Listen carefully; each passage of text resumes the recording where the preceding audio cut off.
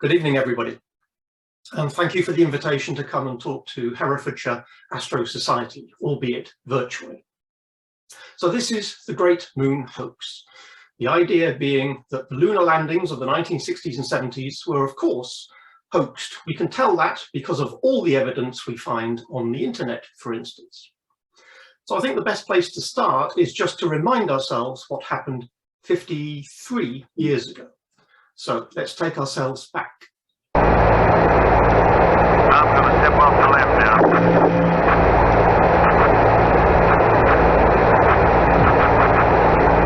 That's one small step for man,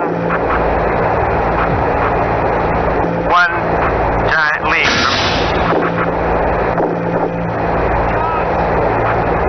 So, I guess you want to do it again. Okay.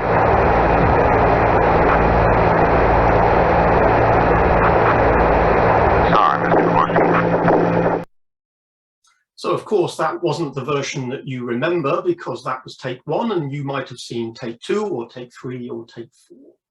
So that's the basic idea, that the lunar landings were hoaxed and they were actually filmed on a soundstage, either in Hollywood or perhaps in Area 51, away from prying eyes. Why do people believe that the lunar landings were hoaxed?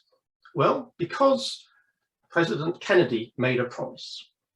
I believe that this nation should commit itself to achieving the goal before this decade is out of landing a man on the moon and returning him safely to the earth. No single space project in this period will be more impressive to mankind or more important for the long-range exploration of space, and none will be so difficult or expensive to accomplish.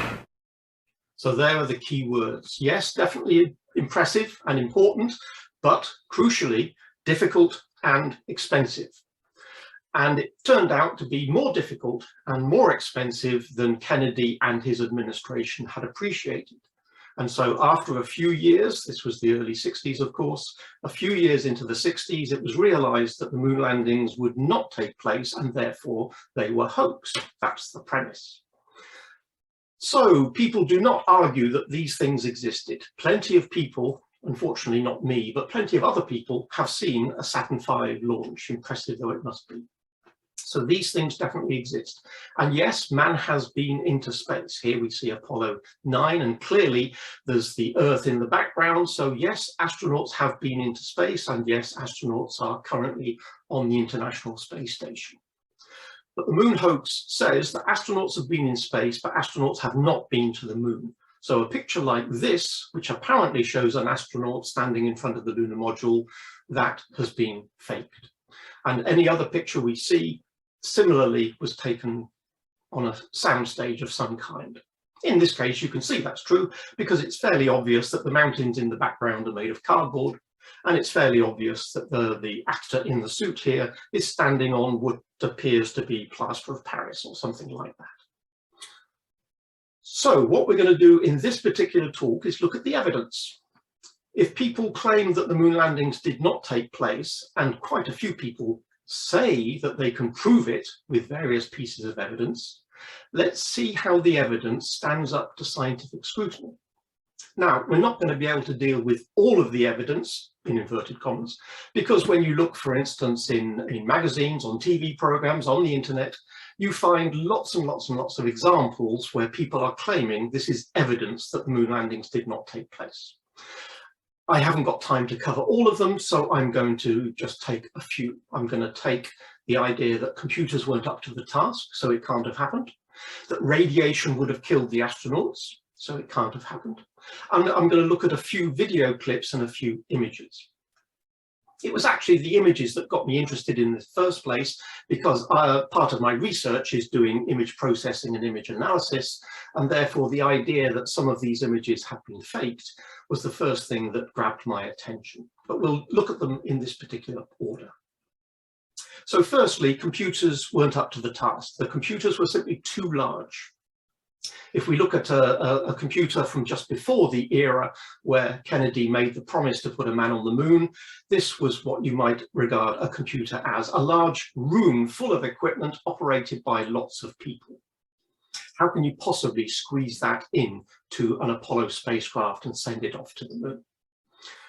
The Apollo guidance computer was inside a metal box. It was actually a copper box to shield it from radiation, and perhaps you can't judge too well the size of this other than to look at the keypad on the right-hand side and bear in mind this was supposed to be operated by an astronaut with gloved hands. So this is quite a chunky thing. It's about the size of a small suitcase, or perhaps the size of a large PC, just by coincidence of modern times. So when people say, well, this wasn't sufficient computing power to put on the man on the moon, they are really misunderstanding what the Apollo guidance computer was doing, what its job was.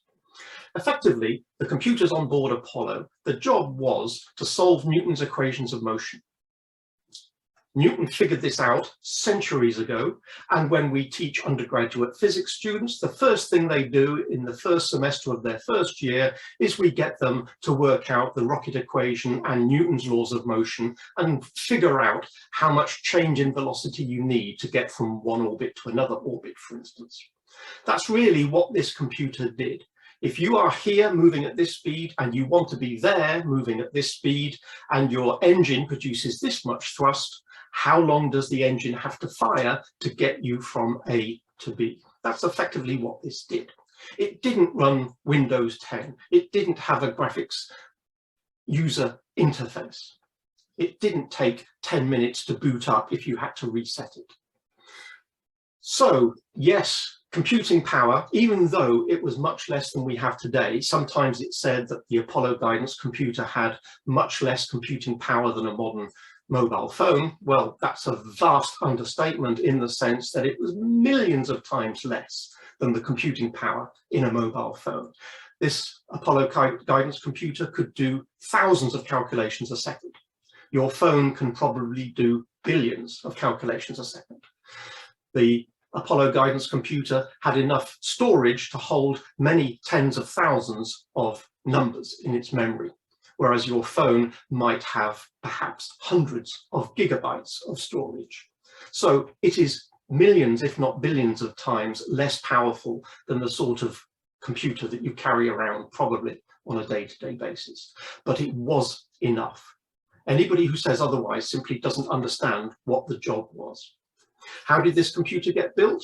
Well, NASA went to the computing people that they knew were capable of delivering. They went to the computing division of the Massachusetts Institute of Technology, and they said, we need a computer that fits into a box no bigger than this, and it must be capable of doing this many calculations. And you've got 5 years to do it. And by the way, here's a shed load of cash. And that's how NASA got things done. They subcontracted all the problems, and in this case, the MIT people were up to the task. So this is not actually a piece of evidence. It's a claim. People claim that computers weren't up to the task. They're wrong. Let's have another look at a piece of so-called evidence. Radiation would have killed the astronauts. Well, yes, there are energetic protons and electrons, charged particles that come from the sun, and they get trapped in the Earth's magnetic field, indicated by these dotted lines here. And this forms the radiation belts called the Van Allen radiation belts, indicated by these two blue donuts there.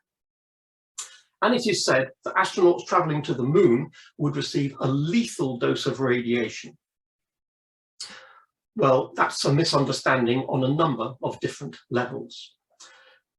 The Van Allen belts are indeed lethal, in the sense that if you stayed there, you would probably receive a radiation dose that would kill you. But the point is that the Apollo astronauts didn't stay there. They passed through the Van Allen belts on the way to the moon. On this scale, the moon would be, depending on the size of the monitor that you're looking at, would be quite a few meters away. And the astronauts might only spend perhaps half an hour traveling through the radiation belts on their way to the moon, and again on the way back again. Wherever possible, NASA tried to send them not through the densest part of the radiation belts, but they would try and send them slightly north or slightly south, depending on the tilt of the Earth, to try and clip the radiation belts, but not go ploughing through the densest parts.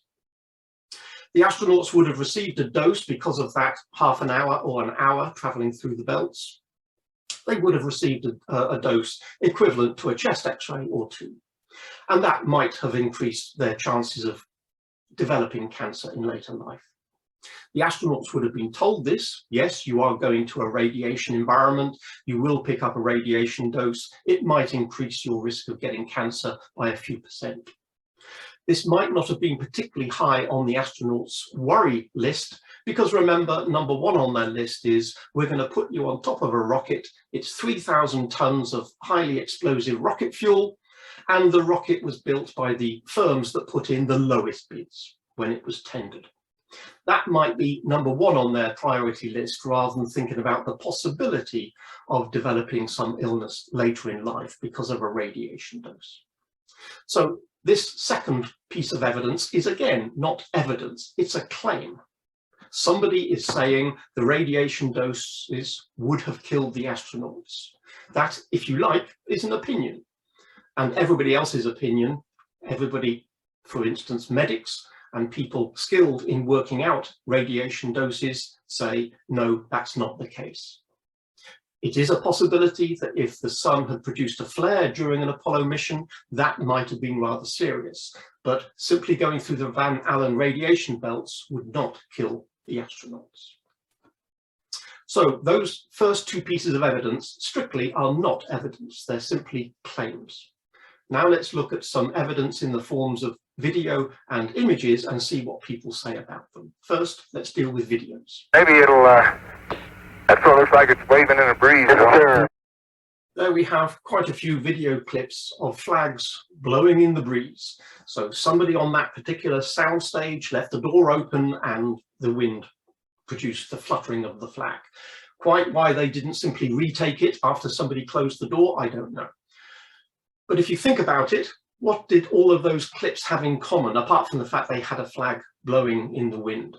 When I've asked this of school children, when I've given it as a schools lecture, sometimes I got the answer, I know what they all have in common. None of them are the Union flag. They're all the American flag. Well, that is true. They all have in common the fact that they are the American flag. The Union Jack, as far as I know, never flew on the moon. But what they all have in common is the fact that an astronaut is manhandling the flag. Either it's being planted, or it's being adjusted, or the pole is being extended, or the flag is being unfurled. In all of these cases where the flag appears to be moving, it's always because an astronaut is manhandling it. There is other footage, which I'm not going to show you, of what happens when the astronauts move away from the flag. And there is many minutes, if not hours, of footage of flags that do not move one iota as soon as the astronauts have stopped manhandling them and moving them as the flags are planted. So again, this is not evidence, this is just misunderstanding that flags don't move when they're not being handled, but of course they will move and they might give the appearance of fluttering, even though they are in a vacuum on the surface of the moon. Let's have a look at some video of leaving the moon. 10 seconds, 10 seconds. 4 days. Why is there no engine exhaust fluid when the lunar module leaves? 99, proceeded, 3, 2, 1, ignition. There it goes. Right away, Houston. But there's no plume coming out of the engine in this particular case. There's almost no sign of an engine at all. As the camera looks up, you actually get just a slight indication of a little bit of brightness coming out of the engine nozzle. But it looked like there was no engine exhaust at all. And people have said that's evidence that it wasn't actually a rocket elevating the ascent stage of the lunar module, leaving the moon. This was actually a model, it was on wires, somebody was on a fishing line and they simply whipped it up and up it went into the air. This is simply because most people think if you can't see a rocket exhaust, that's because there is no rocket. Because when we think of rockets on Earth, for instance, if we think of the mighty Saturn V, that's what we tend to think of. That's a proper rocket, that is. Look at that. White hot tongue of flame coming out of the back end of the rocket as it leaves the Earth. So why is that different to what we've just seen? Some people say, well, is it different if the rocket is in atmosphere compared to in vacuum? That's not the answer in this particular case. The answer is, what fuel are they burning? In some cases, you burn rocket fuel and you get essentially no visible exhaust. In this particular case, for a Saturn V, it's burning kerosene. It's a sort of aviation fuel, and it's a hydrocarbon. Once it burns, it comes out of the exhaust of the rocket nozzles there, and it's white hot. So we're getting white hot hydrocarbons coming out of the back of the rocket, which is why we see this white hot tongue of flame. But for instance, if you were to burn hydrogen and oxygen, they would combine to give you water, and water vapor is essentially transparent. So if you look at, for instance, the shuttle's engines, they burn hydrogen and oxygen and they are invisible. But I hear you say you cannot claim that that is invisible. Well, look more closely. The white hot tongue of flame we can see coming out of the back end of a shuttle launch is not coming from the shuttle itself. It's coming from the two solid rocket boosters. They are different. The actual fuel for the shuttle orbiter is in the large orange tank there. The hydrogen and the oxygen is being funneled into the orbiter and then coming out of the three engines at the back of the shuttle here.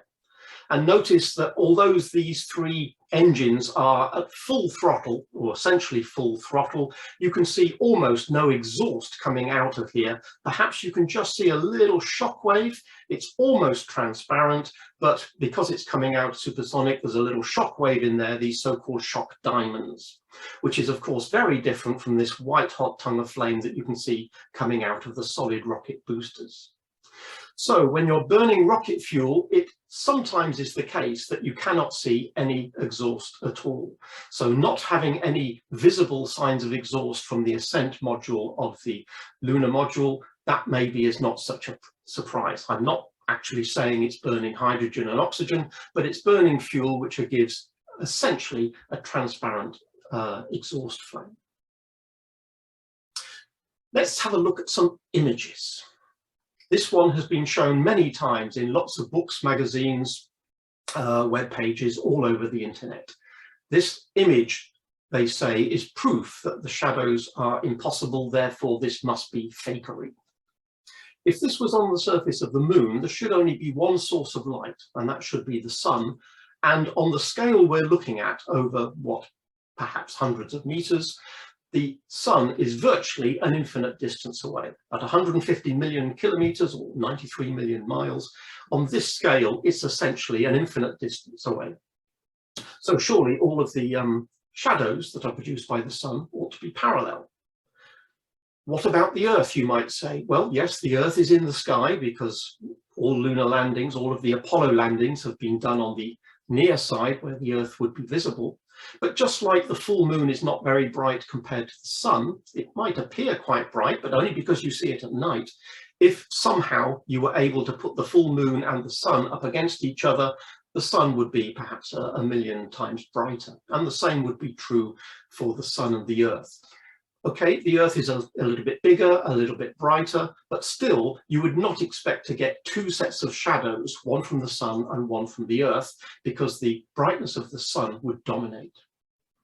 So if the sun is a great distance away, wouldn't you expect all the shadows to be parallel? And you should be able to trace back by looking at the shadows where the sun is.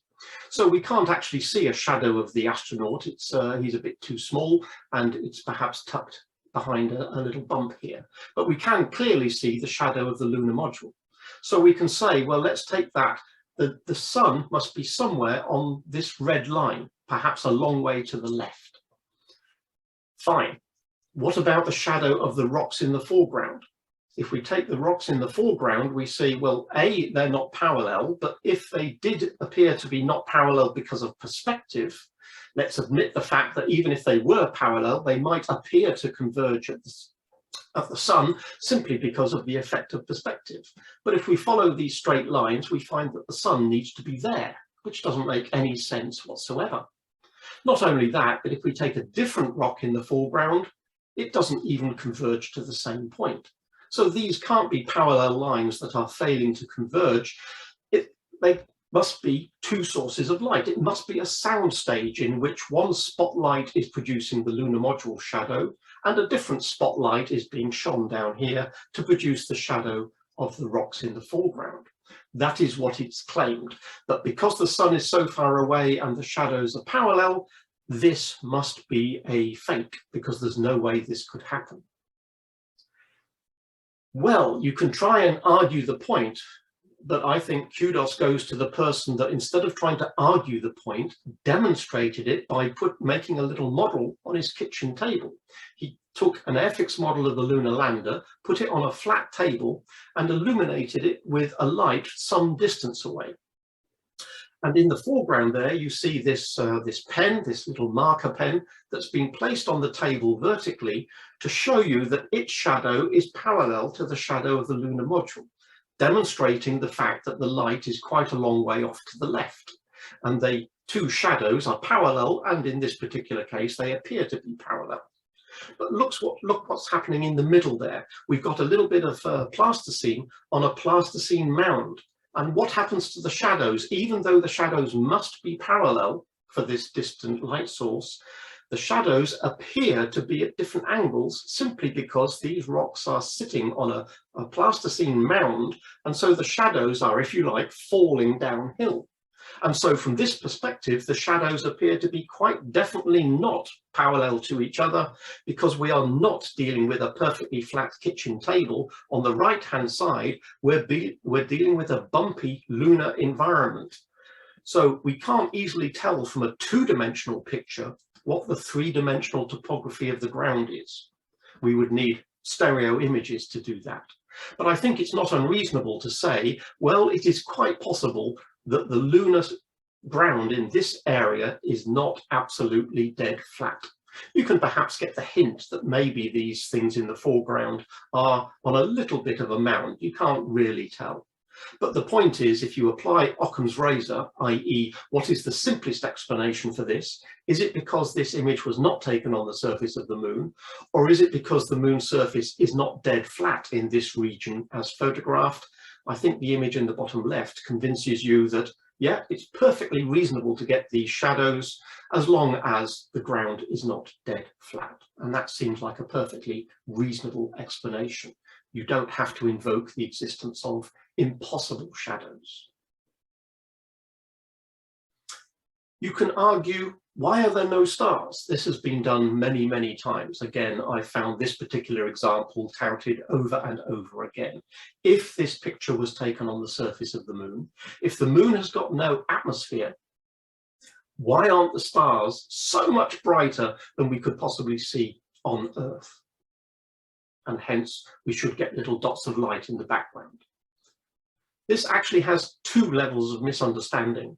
One misunderstanding is, if you were to take the atmosphere away, would all the stars become much brighter, regardless of whether you were dealing with Earth or Moon? Well, no, the Earth's atmosphere is actually quite transparent. That's why our eyes have adapted to see the visible part of the spectrum, because the Earth's atmosphere is relatively transparent. Only if, I'm not sure how many % of light gets absorbed by the Earth's atmosphere. If you were to take the Earth's atmosphere away, the stars wouldn't get 10 times brighter. They might get a few % brighter. Of course, they would be a lot steadier without the turbulence of the Earth's atmosphere, but they wouldn't be any brighter. So when you go to the moon, you can't expect the stars to be any brighter than you would see on a nice clear night from Earth. So that was misunderstanding number one. Second misunderstanding, if the stars are as bright as you would expect on Earth, why don't we see them in this picture? But remember, we are taking a picture here essentially in the middle of the day. The sun is shining. Never cloudy on the surface of the moon. Nice sunny day. So we're taking a picture of a man in a white suit standing next to a rather reflective object in blindingly bright sun. So we haven't got a digital record of what the exposure was, because the exposures were taken on a manually operated camera, but I would imagine with the speed of the emulsions used, perhaps the exposure might have been perhaps 1 millisecond, 1/1000th of a second might be typical for a sunlit object, depending on what the aperture of the lens was. And anybody who's ever dabbled in astrophotography will know that if you want to take pictures of the night sky, you tend to expose for many, many seconds or minutes or possibly hours to get nice images of stars in the night sky. If you take an exposure for 1/1000th of a second, you can't expect to catch any stars. So that is perfectly reasonable that the sky comes out essentially as jet black. You can turn this question around and say, well, if you believe that was faked, if you believe that's an actor and an air-fixed lunar module sitting on a soundstage, if NASA wanted to try and convince you that was on the surface of the moon, why did they use a black backdrop? Why didn't they paint stars in the background such that you would then get a rather convincing picture of there's a lunar module and there's a nice bright sky in the background? Well, people who believe in the conspiracy theory of the lunar landings being hoaxed will say, no, that's definitely on a soundstage, but NASA didn't put stars in the background because they didn't want to get stars in the wrong place. They didn't want to get it wrong. They didn't want an amateur astronomy society coming along in 50 years saying, hang on a second, Arcturus shouldn't be there, Arcturus should be on the other side, you've got your constellations wrong. Now, if you really believe that NASA don't know where the stars ought to be, then you really have a very low opinion of NASA. So it's not surprising you believe that they didn't actually make it to the surface of the moon. Why no footprints? Correction, why footprints and not the equivalent of lander pad prints?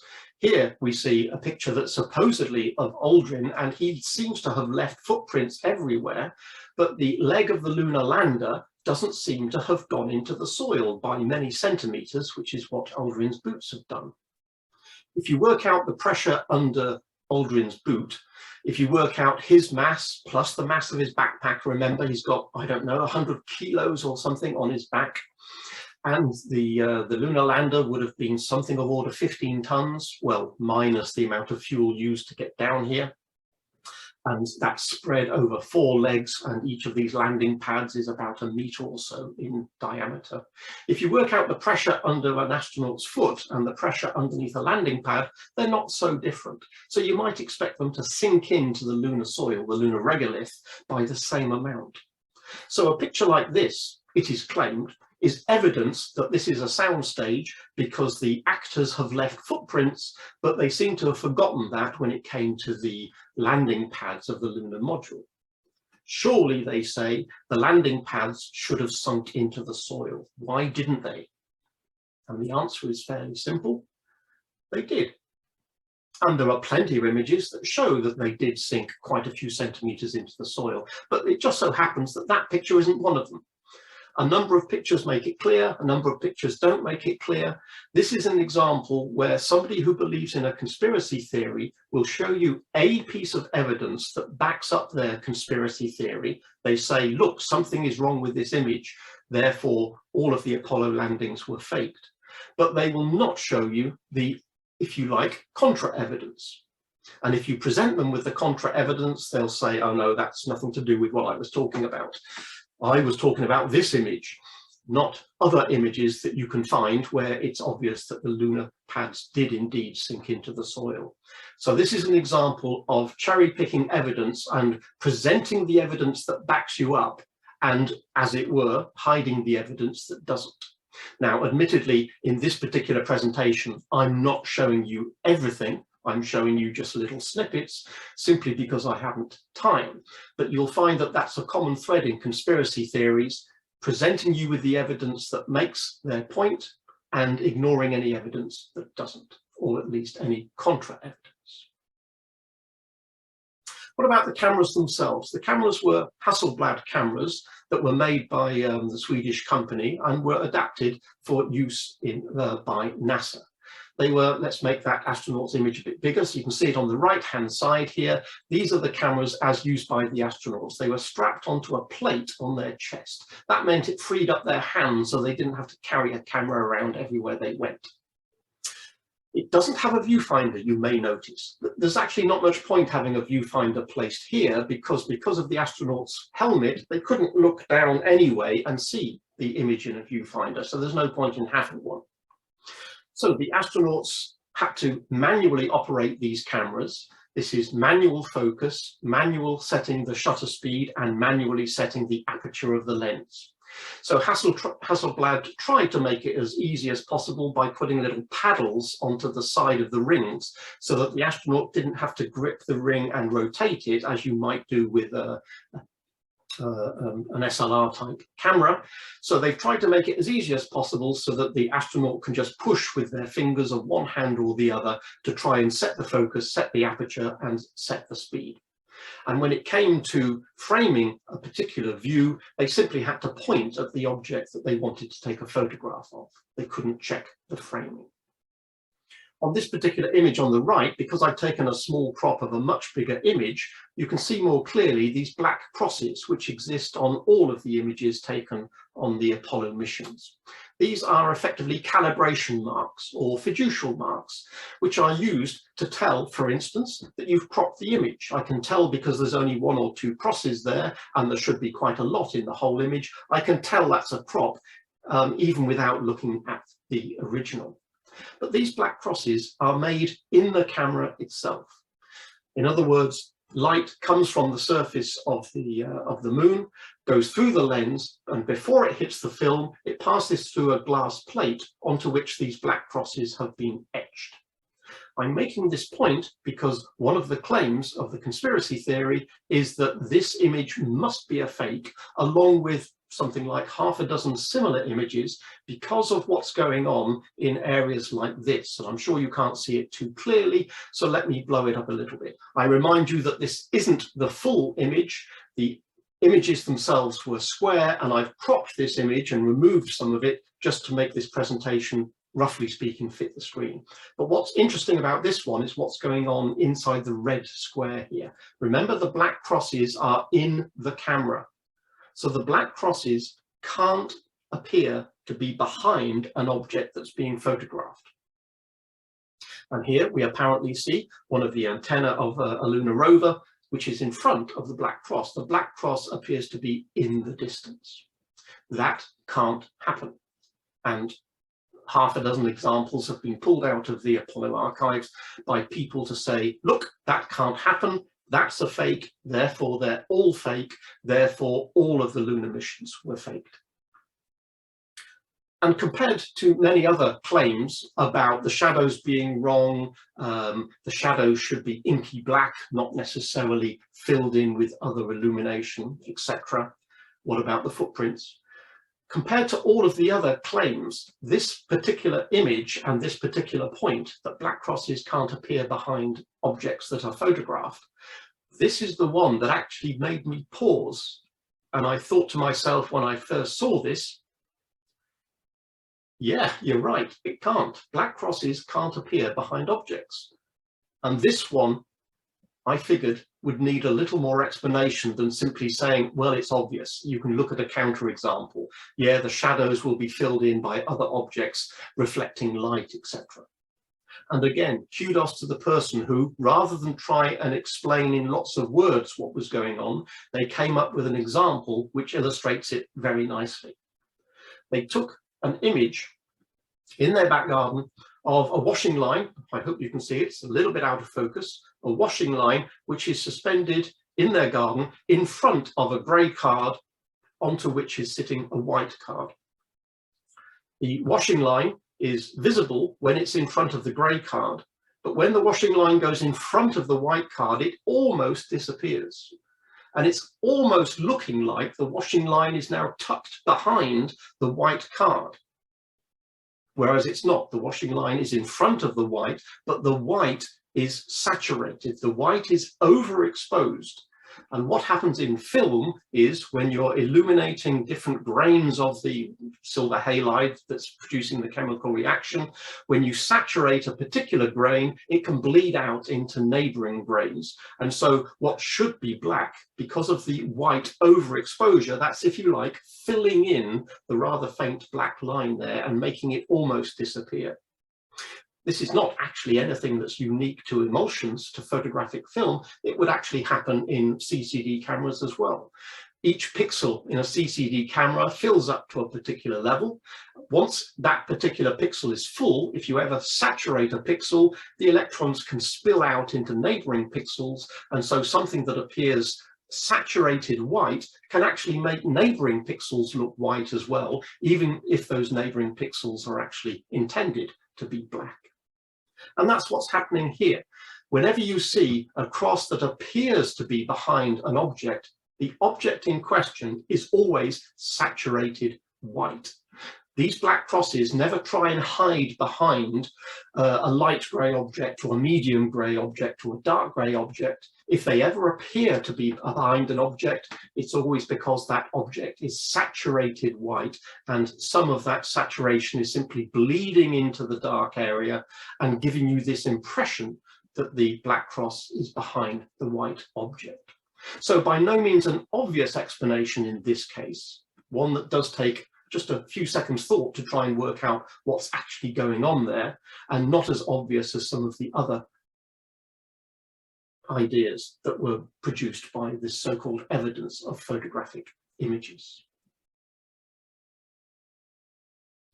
Returning to this idea of perfect framing. If they haven't got a viewfinder, how come Armstrong took so many perfect images on the surface of the moon? Here we've got this classic picture of Aldrin standing there with Armstrong reflected in his visor, his shadow reflected in the visor, the lunar module reflected in his visor. An absolute classic picture, which I have seen I don't know how many times since I saw the moon landings when I was something about 11, I guess I was at the time. And I'm sure many of you have seen that picture many, many, many times in the past. But there is something wrong. And I can demonstrate that with a couple of angles. Let's back off slightly and show you two different pictures of Aldrin. These are, according to the Apollo archives, these are consecutive images. Yes, they are different. One is square, one is rectangular, one is bigger than the other. I've scaled them differently and cropped one into a rectangle to make it fit the PowerPoint a little better. And I've done it simply to keep those two images of Aldrin roughly the same height to make it easier to compare them.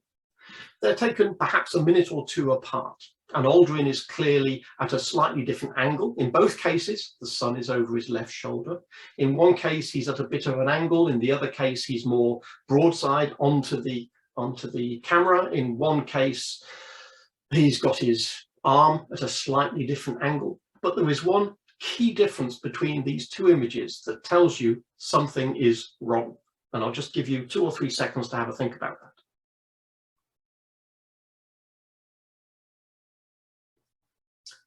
What is wrong?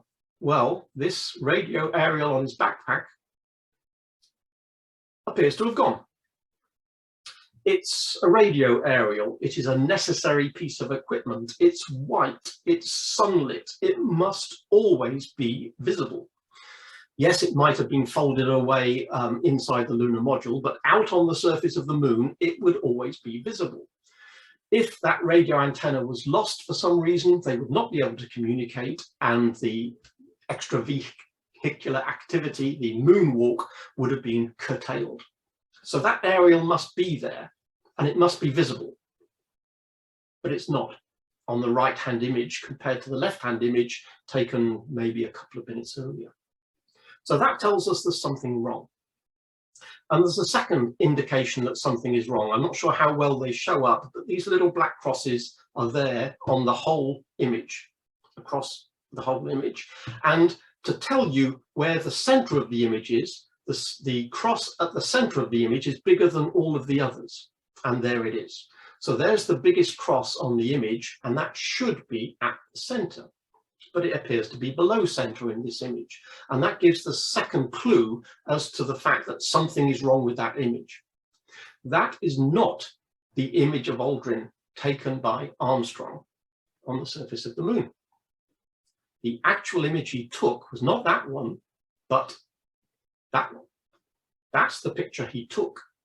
And now you can see the cross in the middle. That explains what was going on. Armstrong took a picture of Aldrin's foot. And in the process, Aldrin occupied the top half of the image and he got his antenna cut off. Sounds more painful than it actually was. So when the people back home looked at the images developed the images and looked at them, they thought, that's a fantastic image of Aldrin. That is beautiful. He's standing there. We've got Armstrong and the lunar module and the shadow and the flag reflected in his visor. That is the poster boy image that we want to use as the moonshot. Oh, it's a shame he cut the top of his antenna off. What are we going to do about that? They looked at the previous image, the one we just looked at, rather different angle, not quite the same. The next image, well, Armstrong went away and started doing something else. He was photographing the soil or photographing the equipment. He didn't take another picture of Aldrin. So here he's taken a picture of his foot by accident, presumably because Armstrong with a very big backpack. I know it's 1/6 gravity, but it's still a relatively large mass on his back. So his center of mass was pulling him backwards. Perhaps Armstrong was leaning ever so slightly forward, and maybe Aldrin was on slightly higher ground. The overall result is that Armstrong took a picture of Aldrin's boot and it didn't come out quite right. So what are NASA going to do about this? They want this picture to be the poster boy, but they don't like the fact that Aldrin is all the way at the top. So they simply pulled him down and put some black at the top. Bear in mind, they didn't have to work out where the stars were. Remember, no stars. Fantastic, no stars. Therefore, when they put this black rectangle at the top of the image, it just made it aesthetically more pleasing not to have Aldrin right at the top of the frame. And all they had to do was put black rectangle at the top and not worry about the stars, because there aren't any stars. I wonder if they had the discussion of, do we paint the antenna back in again? Remember, no Photoshop back in the 60s. They would have to have printed it at high resolution and then got an artist to paint the antenna back in and then re-photograph the result. And I guess they thought, what's the point? There's no point. No one's going to notice. It's not like 50 years later, some astronomy society is going to come along and say, hang on, something is wrong with that image. But that is the one image from the NASA archives that you can say quite definitively has been doctored, because that, although that's the image that appeared in magazines and on Time magazine and went right round the world, that's not the image that was taken. It was actually that one. And if you look in the Apollo archives on nasa.gov, it is that one that appears in the archives. So to answer the question, how did they get perfect framing? Well, they didn't. Sometimes they got it very wrong.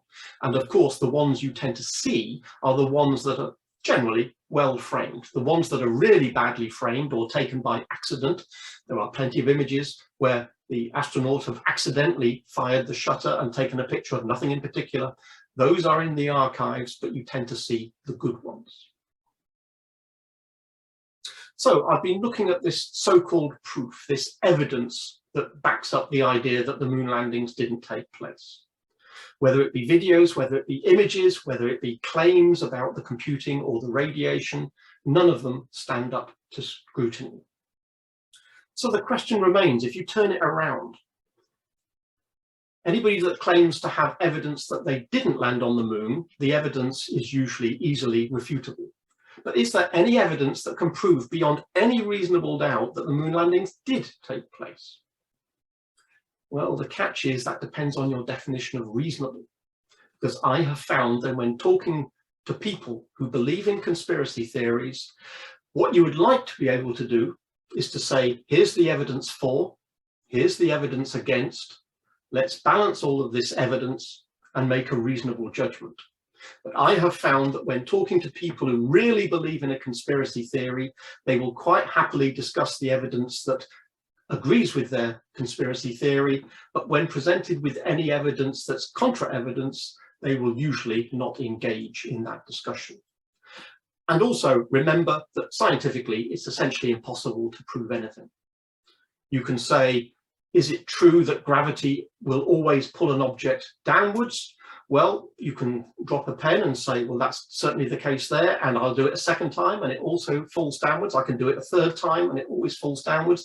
That doesn't prove that it will always fall downwards. I can do it 1,000,000 times and get 1,000,000 drops downwards. That doesn't prove anything. You can only disprove something. For instance, if you say, I believe that when letting go of this pen, it will always drop upwards, then you can disprove that very quickly. But you can't prove that it will always fall down, because you can only do an experiment a finite number of times. So scientific proof is very difficult. But is there any evidence we can come up with which is reasonably convincing? What about the hammer and feather experiment? Well, in my left hand I have a feather, in my right hand a hammer. And I guess one of the reasons we got here today was because of a gentleman named Galileo a long time ago, who made a rather significant discovery about falling objects in gravity fields. And we thought that where would be a better place to confirm his findings than on the moon. And so we thought we'd try it here for you. The feather happens to be appropriately a falcon feather for our falcon. And I'll drop the two of them here, and hopefully they'll hit the ground at the same time. How about that? It proves that Mr. Galileo was correct in his findings. So a hammer and a feather hit the ground at the same time. Try that on Earth. You'll find that the hammer falls quite quickly and the feather falls a little more slowly. It might flutter and before hitting the ground sometime after the hammer. So is that proof that that was carried out on the surface of the moon? Well, if you're cynical, you can say, well, all it really proves is it was carried out in a vacuum where you would get that result. So maybe it was carried out in a huge vacuum tank and they got this poor actor to go into the vacuum tank and then pumped all the air out and then asked him to do the experiment. Or you can be even more cynical and say, well, how do we know that's a hammer and a feather? It might look a little bit like a hammer and a feather, but it's hardly high definition video.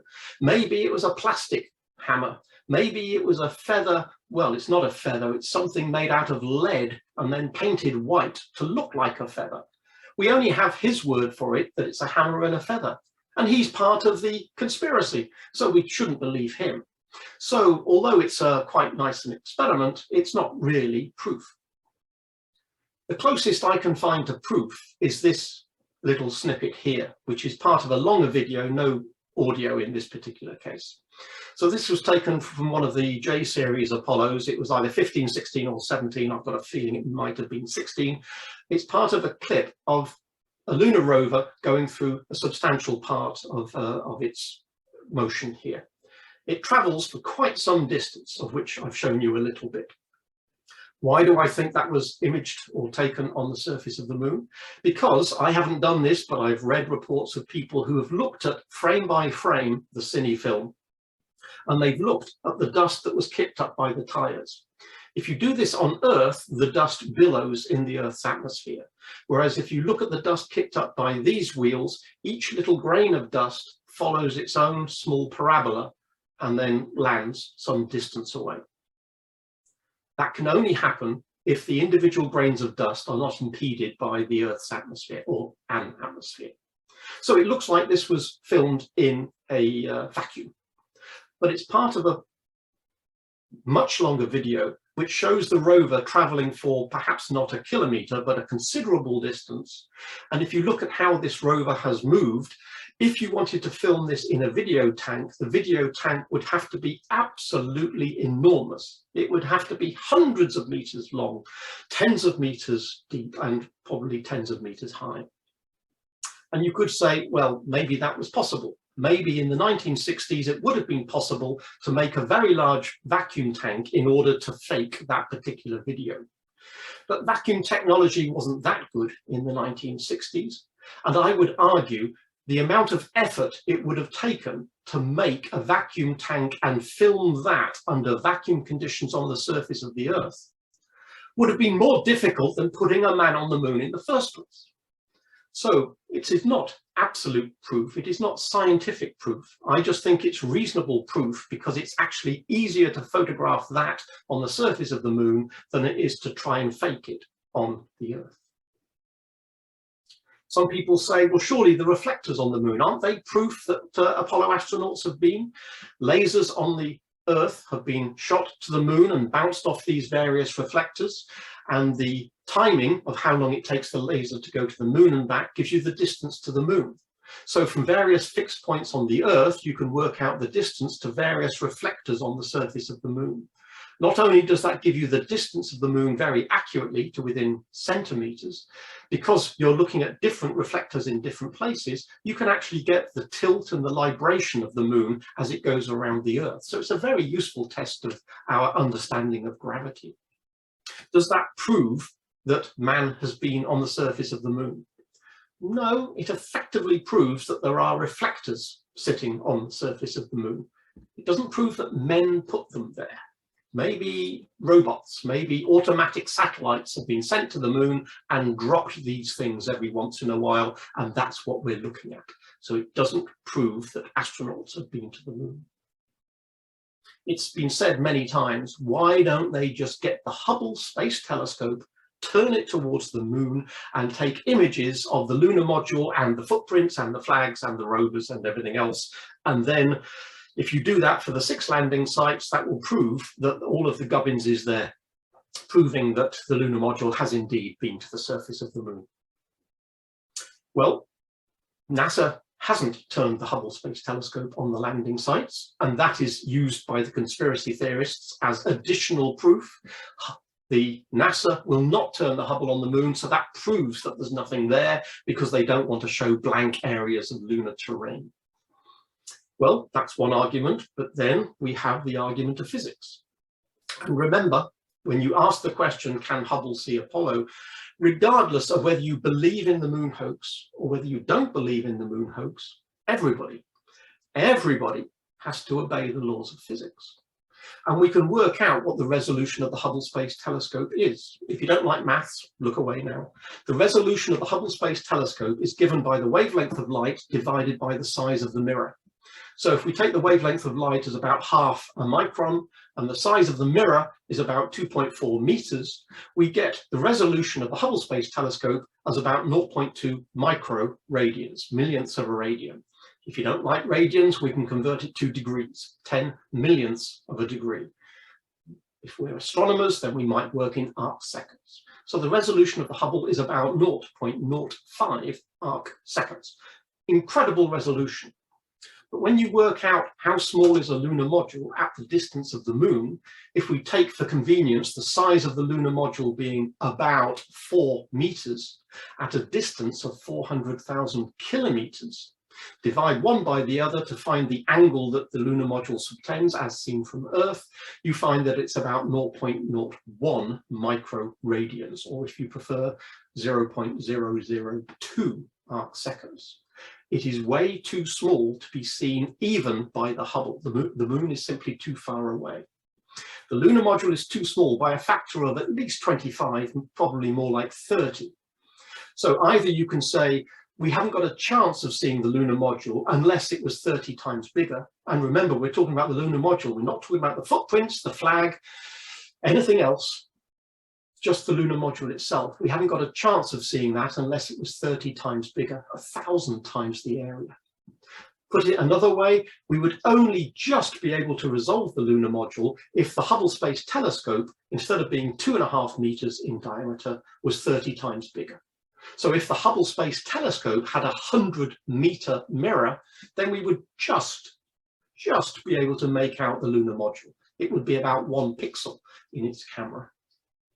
So that's why NASA have not bothered pointing the Hubble at the moon, because they know damn well they will not see anything there. Not because it's not there, but because the Hubble does not have the resolution.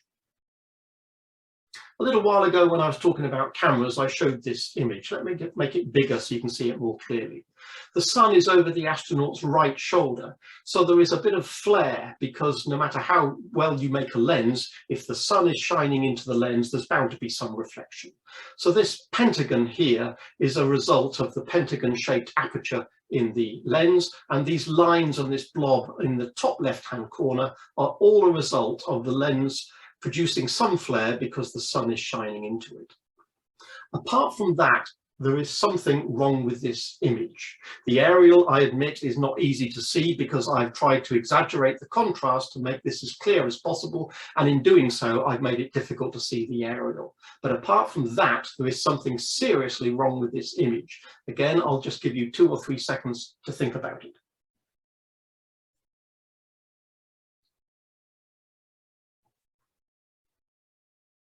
When you look at this image, you say, well, it's a very nice image of an astronaut holding a sample collection container here. And we can see the person taking the photograph reflected in the visor of the astronaut. But who's this over here?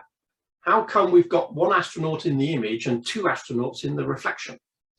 Surely one of these astronauts should have stayed in the command module. What is he doing? Did he stow away and actually go down to the surface with the other 2 guys? Of course not. This is a fake. It is quite definitely a fake. I know absolutely it's a fake, not because I know that there could only have been 2 astronauts on the surface at any given time. I know it's a fake because I faked it. I took an image from the NASA archives, which is not this one, but this one. I took that image from the NASA archives, and in my graphic software of choice, I found another astronaut. I looked in the archives, not even in the same Apollo mission, found another astronaut. He was the wrong way round. His shadow was in the wrong direction. So I turned him around, adjusted the brightness, adjusted the contrast, and plonked him into that little gap in the reflection on his visor. And I tidied up the horizon, and you end up with an image which, apart from the fact that you know there can't be 3 people on the surface, it is very difficult to tell that that is actually fakery, in the sense of it's a perfectly valid image of an astronaut, it just appears where an astronaut should not appear. The point being that when you look at images, if you're not sure where the image comes from, sometimes you really cannot tell if the image is real or fake. Just think how convincing it is to go to the cinema, whether it's Jurassic Park or whether it's Gravity or whether it's Marvel superheroes. Just think how incredibly detailed those images are, and the fact that you really can't tell, apart from the fact that you know dinosaurs don't exist, you can't tell that that particular imagery you're looking at has been faked. In this case, we know it has, because that is the original image in the NASA archives at nasa.gov. But the point is, you have to be careful. If I'm talking to youngsters, I have to remind them that just because you see an image does not mean that image is real. You have to know where that image has come from to be able to tell whether or not you should trust that image or whether you should distrust the image as possible fakery. So what's the point? Why are there so many people, apparently, who believe that the moon landings were hoaxed? Do these people really believe there's scientific evidence, even though it's relatively simple to take that evidence and, using Occam's razor, you can come up with a much simpler explanation for why the images look the way they do, why the videos look the way they do, and counter the arguments, whether it be computers or radiation or other factors.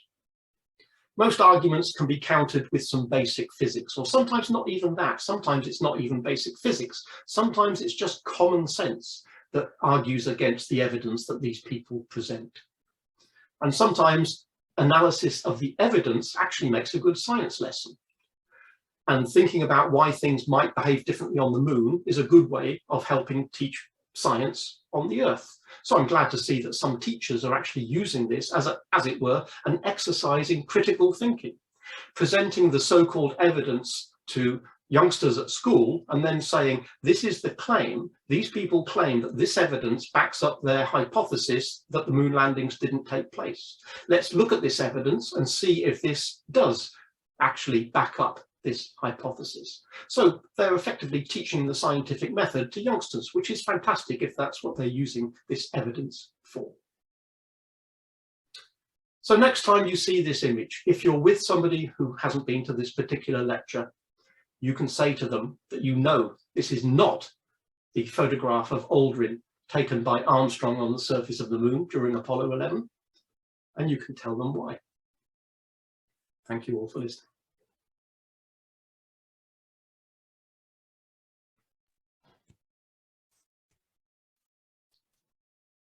Thanks, Steve. Wow. That was really, really enjoyable. It was interesting. There was lots of things I really enjoyed. It was nice to reminisce about Bob Dylan and the song that he sang in the 1960s. It reminded me of it. I also picked up because I never noticed the aerial before. So I bought this, I don't know if you can see it, I bought this book in 1969, and well, obviously I still got it. I've just been going through, I've been going through the pictures, which has been really quite fascinating. Some of the things you actually said, and I'm glad some of the things. I always remember the moon landing very well. I joked with Chris about this. I'd actually been married 5 weeks when the moon landing actually happened, and I actually was in a flat at the time, and I sat up to the early hours, and just as Collins came down the ladder, my new wife came out of the bedroom saying, "Have they walked on the moon yet?" Not Collins, Mark. I think that was. Oh, I mean Armstrong. Sorry, I mean Armstrong. Sorry, it's the age. He was a stowaway. Yeah. Yeah, he was a stowaway. And so it was nice to reminisce about certain things that I can remember of 53 years ago. Anyhow, it's frightening that it's 53 years, isn't it? Yeah, it really is. I always regret. I got an invitation to see the launch of Apollo 12, and I thought this is going to be fantastic to see a Saturn V rocket going up. Unfortunately, the amount of money that they wanted from somebody who'd only been married a few months was not a popular thing to go and spend the money on. So I never actually went. So you couldn't convince the wife then? I couldn't convince the wife that it was a good idea that I should fly out to the States. They were also going to, part of the trip, they were going to take us to Palomar, they were going to take us to Mount Wilson, and it didn't happen. That would have been a hell of a visit, to see Saturn V and the Hale telescope at Palomar. I know. 2 magnificent pieces of engineering. Yeah, anyhow, that was some of my memories. I really, really enjoyed your reminiscing of some of those particular things. Really very enjoyable. Anyhow, the floor's open, I think, for anybody. Happy to take questions. Can I just also, as co-host, just say thank you, Steve. I've seen many, I'm sure most of the audience here tonight have seen many programs on television, and especially if you go through, YouTube or Google, you see all kinds of conspiracies. I've seen hundreds of them, but never have I seen such a, in some ways, respectful and kind of cogent and coherent defense of what really happened, and demonstrates, particularly the one about the one you yourself said caused you the most problems, the graticules or whatever they're called, those marks on the camera. I'd never heard that before, but it all makes sense, of course. But yes, wonderful, absolutely superb. You're being very respectful and very sort of understanding of the conspiracy theorists. I've got one question, then I'm going to leave it to everybody else.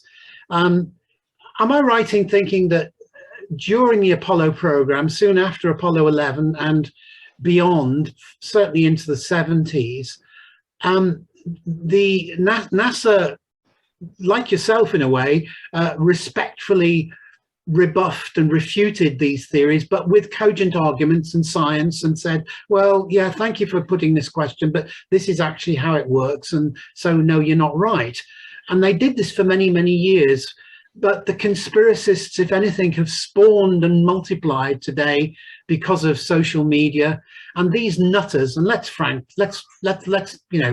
deal with the elephant in the room. These people are nutters. They have persisted in pursuing these kind of bizarre ideas, such that eventually NASA effectively said, and I won't say the words quite, go forth and multiply, but basically NASA have dropped it now and said, we're not going to answer you. We're not even going to, we're not even going to give you the dignity of a reply. We've given up. We've said everything we can. You're mad. Shut up. Go away. Effectively, is that true that NASA now don't even entertain such challenges anymore? Yes. As far as I know, the Public Relations Office no longer attempt to rebuff those because the sheer volume is too large.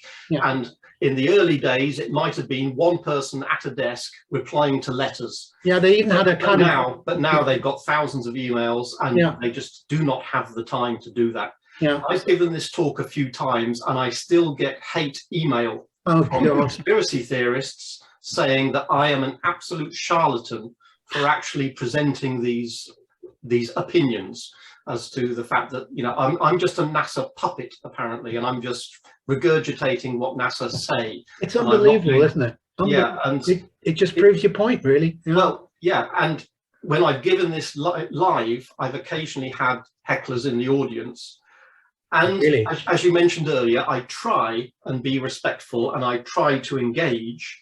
But as I mentioned in the talk, sometimes if you attempt to present evidence and counter evidence, if you can have a reasoned conversation, then you can make an argument or a counter argument. But if the person on the other side is not going to give an inch and never will, then you can't have a reasoned argument. That's not how science works. Science works by presenting evidence and then judging whether the evidence contradicts what you think, in which case you have to start thinking of something else. Yeah. But I found it rather frustrating, and I try and respond to email when people say, yeah, but what about the evidence that Apollo 13 would have landed during the night, not during the day? That's absolutely crazy. How can you possibly defend that? I try and answer with actual factual information, but even I'm getting tired of that. Yeah. So I'm thinking of retiring this talk. So I'm not sure, like Evel Knievel, every time I give this talk, I say, this is the last time I'm ever going to give this talk. So I don't know. I might continue giving the talk until the 50th anniversary of Apollo 17. So you're doing a Frank Sinatra on your 27th farewell tour. Yeah, it feels like it. I think this is the 53rd time I've given it. Okay, well, I'm happy to say tonight, I don't think you're going to get any hecklers tonight, and certainly not any abuse. But thanks once again. You're welcome. Let's see if there's any other questions.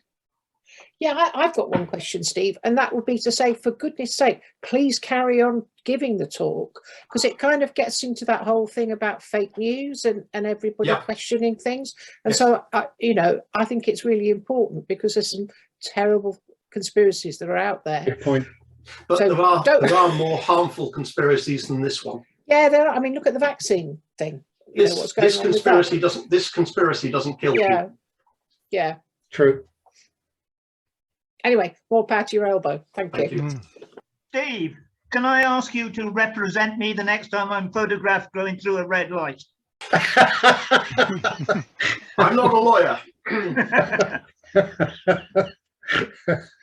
Nice one, Alan. Yeah. So I'm just thinking of the future, and when President Trump gets voted in a couple of years' time, his goal is to land someone else on the moon. Then how on earth are we going to tell whether or not that's true? Well, it'll be Trump himself, won't it? Yeah, I was hoping so. Yeah. Well, yeah. Elon Musk will be taking the pictures, presumably. Yeah. I think it's simply sad that you can't trust anything, basically. You might trust people you know, but if I read things on the internet, I just cannot be sure unless I bother digging to find the source of the information. Things I see on certain reputable websites, I tend to believe, but if I see an image and I don't know where the image came from, I can't tell if the image is real or not. That's sad. When I was young, if I wanted to know if something was true or not, I looked it up in Encyclopedia Britannica. If it was in there, I knew it was true. Now, you can read as many encyclopedias as you like. You're still never quite sure. This has already been put forward by somebody called Karl Popper. Yep. You can't prove anything is right. You can only prove it's wrong. Correct. Yep. And that is a common misunderstanding of science. People assume that the scientist's job is to take a theory and prove it correct, which is totally not the way science works. Yeah. Well, most people don't even understand the word theory, what is meant by theory by scientists. Versus hypothesis. That's yes, right. Exactly. Yeah. Yeah. Anyone else got a question? Okay, I've got another one then. I'm sure you mentioned, it's very sad to know this, Steve, but you know that you get hecklers and you get conspiracists actually.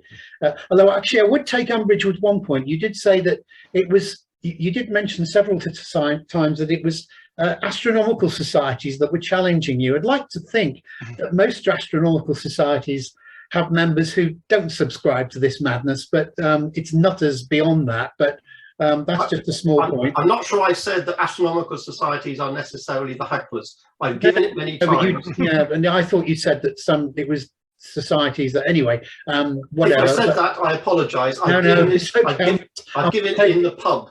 I'm not taking offence on behalf. And depending on how much people have imbibed, yeah, quite. That depends on how loose their tongues are. Yeah, no, we weren't taking it personally, not at all. But I think you've illustrated beautifully what the definition of a nutter really. But one thing, if you've given this same talk so many times, would I be right, the bit about the fake photograph that you did so brilliantly yourself, showing the third astronaut, did somebody seize upon that and say, well, there you are, if you can do it so easily to show there's a third astronaut, then Hollywood could have done it so easy to show that there was a man on the moon? Was that used against you at all? Not to my knowledge, because it's easy to argue that with modern digital tools, it's dead easy. Yeah. In the 1960s, it would have been tricky. Just even painting in that aerial in the background would have been a tricky thing to do and would have taken ages. My point was that these days, anybody can do it in a few minutes, and therefore you can't trust anything. That's not quite the same statement as you can't trust something from 60 years ago. No, I mean, maybe that's why the conspiracy theories have mushroomed, why they've grown, because it didn't occur to people in the late 1960s, early 70s that you could fake, or why would you, and why could you, how could you? But today, because it's so easily theoretically to fake it, people say, oh, it must have been faked, disregarding the fact that the technology wasn't there 50 years ago. I mean, some people have looked at scans of the original images. They've been scanned digitally, and then they look at the digital scans and say, oh, look, there's something in the distance there, whether it be an alien or whatever. And of course, it's just an artifact of the scanning process or something. But they will still look at that and say, well, there's clearly something going on. That little speck there shouldn't be there. So that's clearly part of the studio set, not part of the lunar regolith or whatever. So plenty of people will nitpick.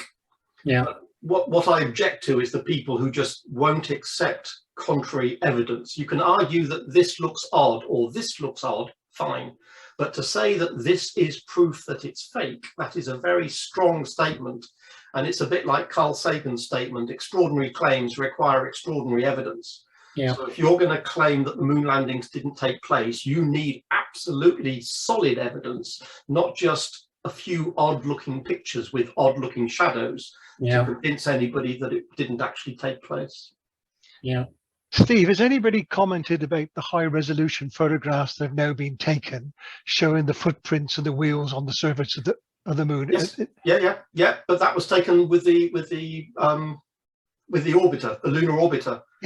Which is owned by NASA. So, I mean, of course, you know, NASA are going to fake those if they want to show that, don't they? If indeed the orbiter's been there at all. What is that? It's the Lunar Reconnaissance Orbiter, isn't it? Yeah. So it's a bit like the Hubble argument. Okay, there are pictures, but they're so easy to fake now that you don't even need to send an orbiter up. You can just fake them. And of course, NASA will claim they're real because NASA are the people in the conspiracy. And they presumably paid off the rest of the world to keep the secret. And the Russians. I think Buzz Aldrin, can you hear me? Yep, you're fine, Treb. Buzz Aldrin in a television interview put his finger on the problem. He says the whole Apollo project is almost as if something out of the future had been cut out and taken back to the 1960s, because it seemed to be such an impossible, unlikely thing. Yes. Yeah, and that's been said again, this whole argument of if we did go to the moon in the 1960s, how come we can't do it now? This argument that if we were that advanced 50 years ago, how come we've regressed? Because we've lost the plans for the Saturn V rocket. Yes, I still like the time when Aldrin was going into a theatre and he was bombarded by this hoaxer saying that you've never done so and so, and Aldrin just thumped him one. He just decked him. Nice He one, just yeah. decked. That's the way to deal with hecklers, yeah. Brilliant. Yeah, that's a famous one. He just whacked him, didn't he? Yeah. Yeah. But I think the University of Liverpool would like me doing that, so I don't. No, maybe not. Anyway. Fantastic. Yeah. Steve, that was brilliant and very, very enjoyable. Yeah. Glad you liked it. Superb. Can I be on behalf of everybody, if you go to your reaction, can you show your normal appreciation for what I think was a brilliant talk? Thanks, Steve, very much.